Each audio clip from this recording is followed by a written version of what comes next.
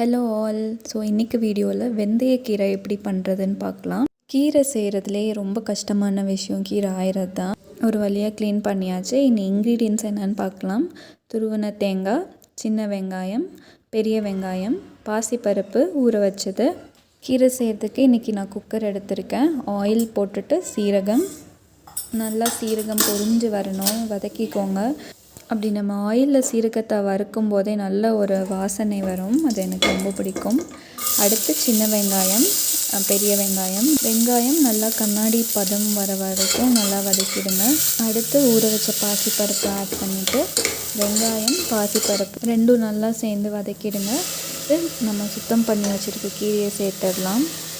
கீரை சேர்த்ததுக்கப்புறம் சும்மா அந்த வெங்காயம், பருப்பு, கீரை எல்லாம் ஒன்று சேர்ந்தாப்புல கிண்டிடலாம்.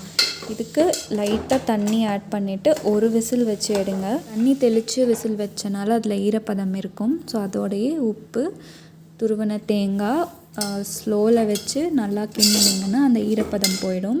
அவ்வளோதான். வெந்தயக்கீரை ரொம்ப ஈஸியானது. ஸோ கீரையிலே வெந்தயக்கீரை க்ளீன் பண்ணுறது ரொம்பவே ஈஸி. ஸோ வெந்தயக்கீரை நார்மலாகவே கசப்பு தன்மை உடையதுன்னு சொல்லுவாங்க. ஸோ அதனால் சின்ன வெங்காயம், பாசிப்பருப்பு ரெண்டுமே ஹெல்த்துக்கு ரொம்ப நல்லது. ஸோ அது கொஞ்சம் எக்ஸ்ட்ராவாக போட்டு செஞ்சோன்னா ரொம்ப டேஸ்டியாக இருக்கும். ட்ரை பண்ணி பார்த்துட்டு எப்படி இருக்குன்னு சொல்லுங்கள். பாய்.